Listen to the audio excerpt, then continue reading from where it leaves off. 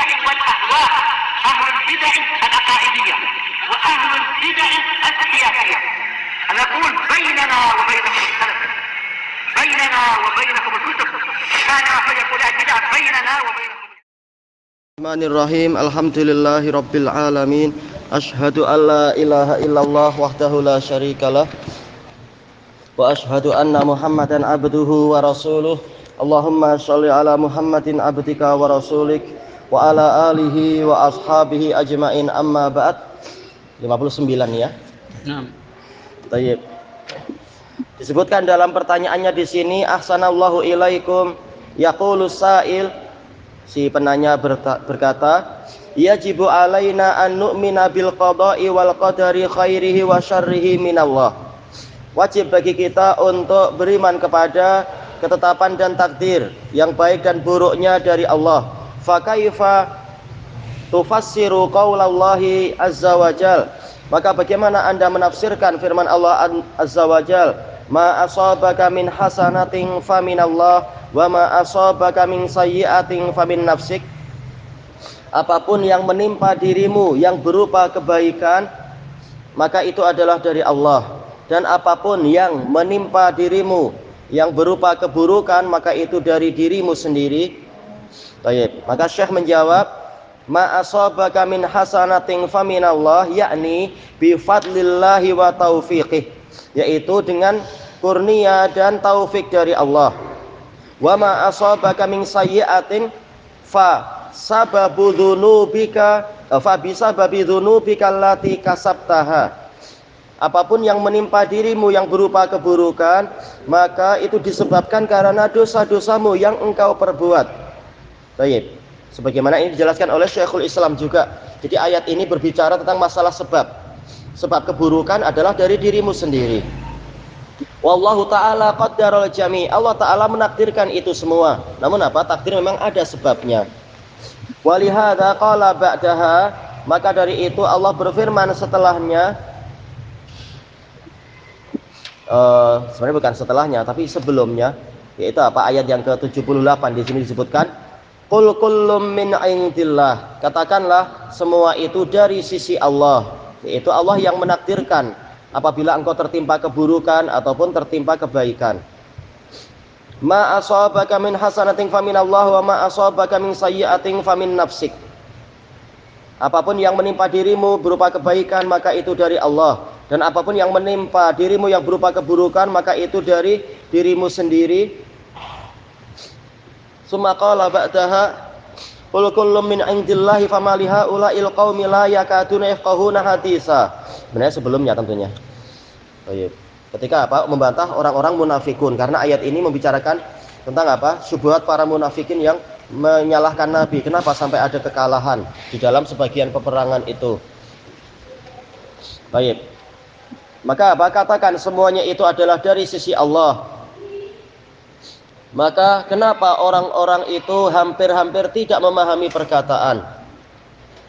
Baik, kalau ahlu sunnah paham bahwasanya apa? Takdir dari Allah, namun sebab itu kembalinya adalah pada para hamba. Masalah sebab-sebab.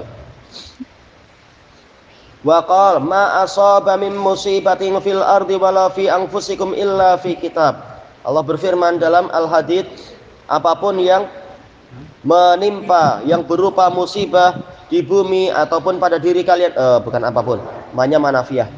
Baik, tidak ada yang menimpa berupa satu musibah pun di bumi ataupun pada diri kalian sendiri kecuali sudah ada di dalam sebuah kitab. Baik. Kemudian yang kelima, ahsanallahu ilaik, yaqulus sa'il halil asy'ari mu'taziliyun awil akas. Apakah Asy'ari itu Mu'tazili atau sebaliknya? Qal al asy'ari lahu madhab wal mu'tazili lahu madhab. Asy'ari punya madhab, Mu'tazili punya madhab tersendiri. Madhabul Mu'tazilah ingkaru jami'is sifat. Madhab Mu'tazilah itu mengingkari seluruh sifat. Wa isbatu asma'illah, menetapkan nama-nama Allah. Lakin biduni ma'ani, namun tanpa makna. Ya, nama Allah hanya laqab, hanya julukan aja, menunjukkan pada zat, tanpa ada makna, kata orang-orang Mu'tazilah. Fayaqulun rahmanun biduni rahmah. Rahman tapi tanpa rahmat, alimun bila ilim. Ini menghina Allah Ta'ala dan menjadikan apa ini bahan tertawaan sebenarnya. Qadirun bila qudrah, Allah maha kuasa tapi tak punya kekuasaan. Lalu untuk apa dikatakan maha kuasa? Sami'un bila sama, maha mendengar namun tak punya pendengaran. Lalu untuk apa dikatakan maha mendengar? Basirun bila basar, maha melihat namun tak memiliki penglihatan, dan seterusnya. Nauzubillah. Wa amal asy'ariyah fahum yusbitunal asma wa yusbituna sab'a sifat. Adapun asy'ariyah maka mereka menetapkan nama-nama dan menetapkan 7 sifat. Al hayah wal kalam wal basar was sama wal ilm wal qudrah wal iradah wal baqi yu'awwiluna. Yang tersisa mereka takwilkan, yaitu mereka pesongkan. Hakikatnya mereka mengingkari sifat-sifat yang lain, makanya perlu memesongkannya. Kalau tidak, kenapa tidak mengimani apa adanya? Dengan alasan ini tidak sesuai dengan akal. Wa minhum man yusbitu isyrina sifah. Di antara mereka ada yang menetapkan 20 sifat. Wa minhum man yusbitu arba'in. Ada yang menetapkan 40. Baik, tapi apa? Digabung antara apa? Sifat muhal, sifat wajib dan sifat jaiz. Adapun sifat wajib hanya 7 menurut Asy'ariyah. Lakin al-masyhura anhum sab'u sifat. Namun yang terkenal dari mereka adalah 7 sifat. Wahiyallati marrat, yaitu yang telah berlalu. Hadza madhhabuhum fis sifat. Inilah madhab mereka di dalam sifat. Wa amma fil qadar fal asy'ariyah jabriyah. Adapun dalam masalah takdir Asy'ariyah itu jabriyah. Baik. Wal mu'tazilah qadariyah. Fal asy'ariyah yungkirunal asbab. Asy'ariyah mengingkari sebab secara akidah, namun prakteknya tidak demikian. Prakteknya bahkan apa? Habis-habisan dengan segala cara untuk mencari tujuannya, untuk mencapai matlamatnya. Berarti apa? Mereka menempuh sebab. Baik. Kalau enggak, ngapain mereka marah-marah sama kita kalau kita enggak menyekolahkan anak kita? Oh, nanti makan apa? Nanti bagaimana masa depannya? Kan sebab nggak ada, ngapain marah-marah kalian? Kalau takdirnya anak kita jadi direktur atau CEO, dapat aja, walaupun tidak sekolah. Nah, mereka nggak akan percaya itu. Prakteknya mereka betul-betul apa? Habis-habisan mencari sebab, walaupun pakai cara yang haram. Yang seringkali terjadi itu. Mislul Jahmiyah, ya seperti Jahmiyah. Wa amal Mu'tazilah fahum ya'tamiduna 'alal asbab wa la yunkirunaha. Adapun Mu'tazilah maka mereka bersandar pada sebab dan mereka tidak mengingkarinya, karena memang mereka meyakini ini manusia yang menciptakan sebab. Allah tidak ada urusan apapun dalam menakdirkan itu semua. Fahum fi hadzal bab didul asy'ariyah. Maka Mu'tazilah dalam bab ini bertentangan dengan Asy'ariyah. Yang keenam, ahsanallahu ilaikum. Yaqulus sa'il, manil ladzi qala innal kalama huwa hurufun wa alfaz. Siapakah yang mengatakan bahwasanya kalam itu huruf dan lafaz-lafaz? Tentunya apa? Ahlus sunnah. Al-jawab, al-qailu bidzalika hum ahlus sunnah. Yang mengatakan demikian adalah ahlus sunnah. Yaqulun al-kalam hurufun wa alfaz wa ma'ani. Demikian pula apa? Saut, ada suara-suara, ada suara. Wal hurufu wal alfaz wahid. Ini jadi satu pembahasannya, huruf dan lafaz jadi satu, ma'ruf.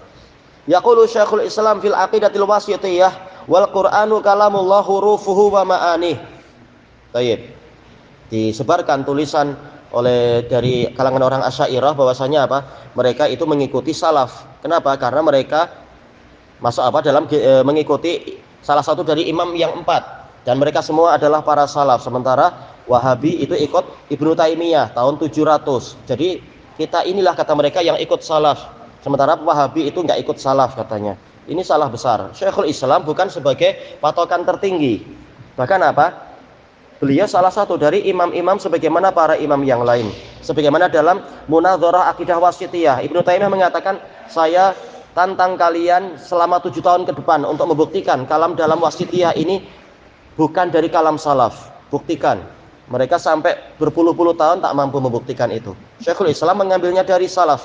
Bahkan akidah tentang masalah kalamullah itu huruf, ma'ani dan saut ini adalah lebih dulu dikatakan oleh selain Syekhul Islam. Seperti apa? Abu Nasr As-Sijzi dalam risalah beliau kepada ahli Zabid yang di Yaman. Ma'ruf, risalahnya bagus sekali, Abu Nasr As-Sijzi. Dan jauh sebelum Syekhul Islam. Bahkan ini dalam Al-Qur'an tentang masalah ada kalam, ada huruf, ada ma'ani dan sebagainya. Ya Musa, yaitu apa? Ini harfun nida. Kemudian ada ma'ani, jelas. Karena apa? Asmaul husna dikatakan husna karena apa? Memiliki makna-makna. Kalau tidak maka nggak ada gunanya kalam-kalam tadi kalau tidak ada makna. Bisa ya, semua orang akan dicela. Sementara kenyataannya Allah hanya mencela orang-orang munafikun. Famaliha ulail qaumi la yakaduna yafqahuna haditsa. Kenapa orang-orang itu hampir tidak mampu memahami perkataan? Berarti kalau ar-rasikhuna fil ilm, mereka memahami perkataan. Berarti apa? Mereka tahu di dalam Quran itu ada makna-maknanya. Bahkan apa? Dalam hadis yang sahih muttafaqun alaih, Rasulullah mengatakan apa? Nazala Jibril bil Qur'ani ala sab'ati ahruf. Menunjukkan memang ada huruf-hurufnya dan seterusnya. Qal wal huruf hiyal alfaz laisa kalamullahi al hurufa dunal ma'ani. Huruf-huruf maksudnya adalah lafaz-lafaz itu sendiri. Bukanlah kalamullah itu huruf tanpa makna. Kama yaquluhu Abul Ma'alil Juwaini. Walal ma'ani dunal huruf kama yaqulul Asy'ariyah. Bukan pula kalamullah itu hanyalah makna tanpa huruf sebagaimana yang dikatakan oleh Asy'ariyah. Baik. Pertanyaan yang ketujuh, ahsanallahu ilaikum. Hadis sa'il hadas sa'il yas'alu an qaulin nasara fi Isa bin Maryam. Si penanya menanyakan tentang apa perkataan orang Nasara tentang Isa bin Maryam. Al-jawab, an-nasara yaqulun Isa ibnullah. Isa adalah anak Allah. Baik, ini karena apa? Akal mereka yang lemah. Tidak mungkin ada anak lahir tanpa apa? Tanpa ayah dan ibu. Sekarang ibu ada, berarti apa? Tinggal apa? Isa anak Tuhan. Bapaknya adalah Tuhan, Tuhan Bapak. Baik. Mereka tidak memahami bahwasanya ayah yang tertinggi yaitu Nabi Adam tak punya ayah, tak punya ibu dan mampu tercipta seperti itu. Allah Maha Kuasa. Faja'aluhu juz'an minallah, maka mereka menjadikan Isa itu suatu bagian dari Allah. Baik. Nggak tahu gimana cara mereka memahami itu. DNA-nya kah? Atau apa? Gennya kah? Atau apa? Baik. Karena memang di dalam akidah mereka mengatakan Isa ini gabungan antara apa? Lahutiyah dan nasutiyah. Ada unsur lahutiyah yaitu unsur uluhiyah, kemudian ada unsur nasutiyah yaitu unsur keinsanan.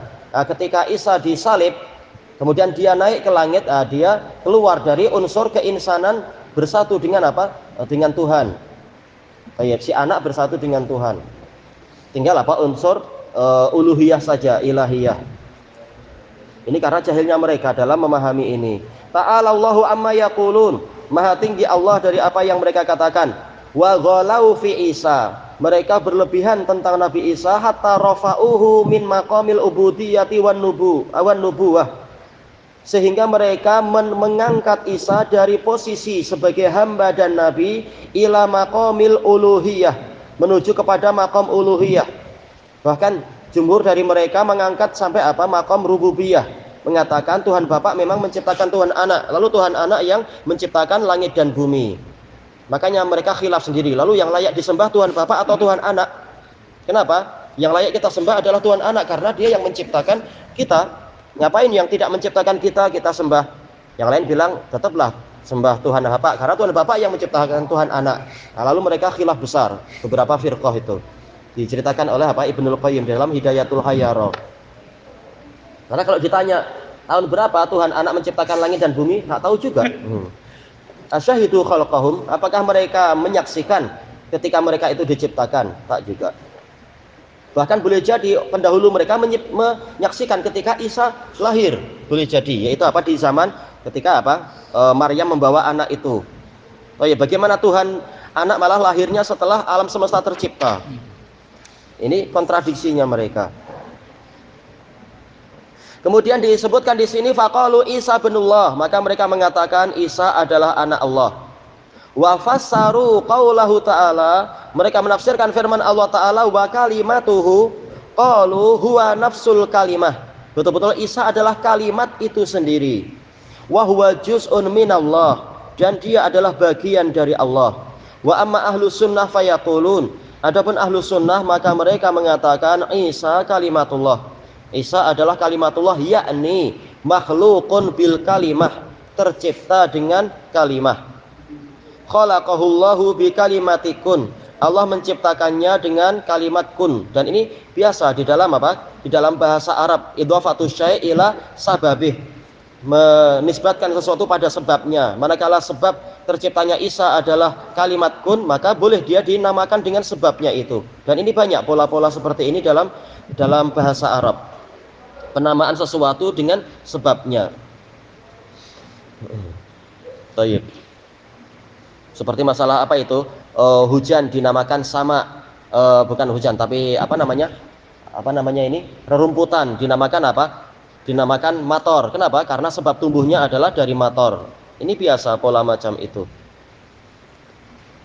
Yang ke-8, ahsanallahu ilaikum, yaqulu sa'il. Apa ini? Inna takhallulaka. In takhallalat riddatun. Tayyib, apakah tukhallalu? In tukhallalu hayatu sahabi riddatan, bukan, fa'ilnya berarti riddah ini ya, berarti takhallala. Tapi bagusnya takhallalat. In takhallala hayatu sahabi riddatun hal yu'tabaru sahabiyan. Apabila kehidupan seorang sahabat itu diselai dengan kemurtadan, apakah dia dinilai sebagai sahabat? Al-jawab, idza mata 'alal Islam fa innahu la tadurruhu hadhihi riddah. Apabila dia mati di atas keislaman, maka kemurtadan tadi tidak membahayakan dirinya.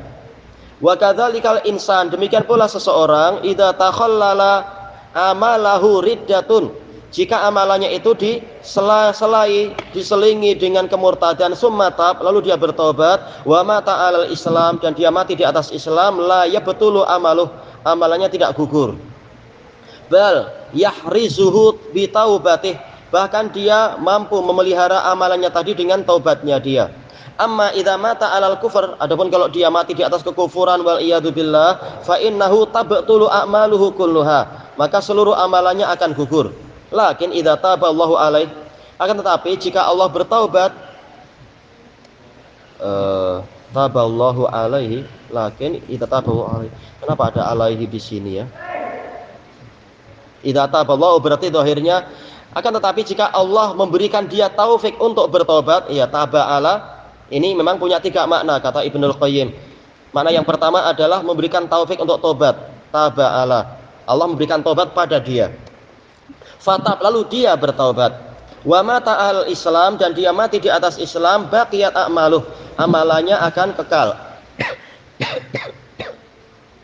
Qala Allah Ta'ala fi kitabihil azim, wa may yartadid minkum an dinihi fayamut wa huwa kafir.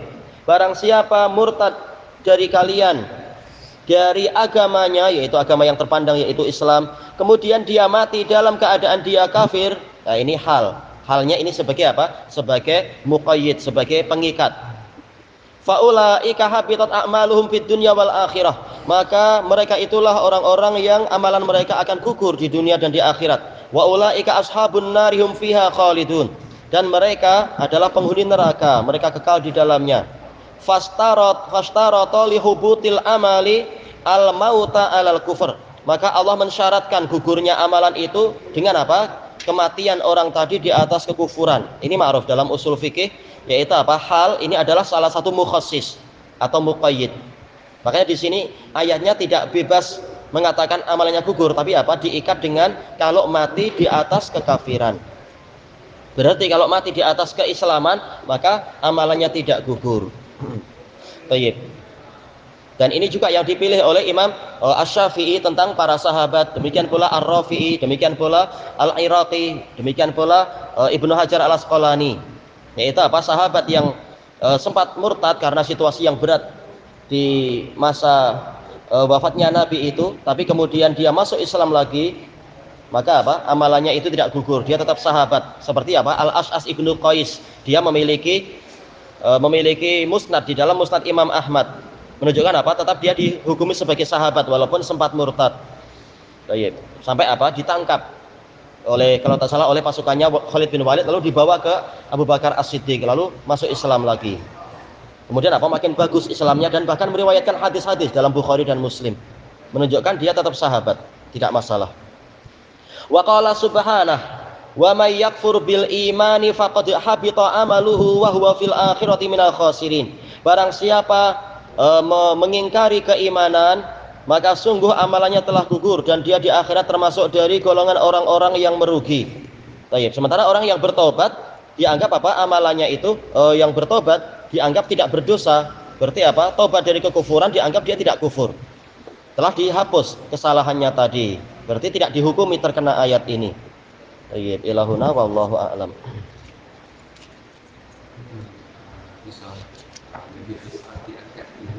Iya.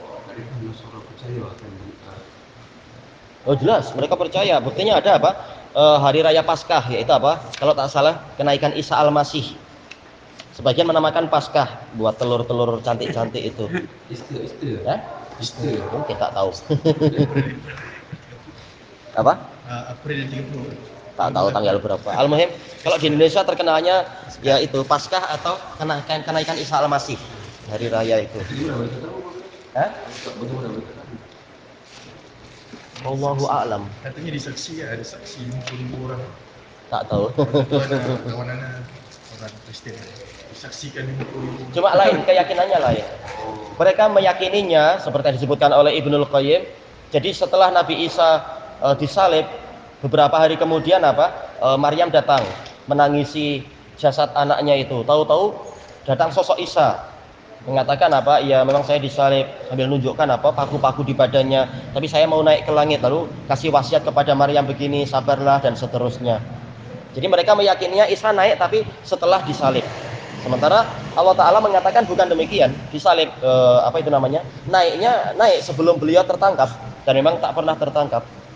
Jadi pola keyakinannya lain. Allahu a'lam. Baik. Untuk yang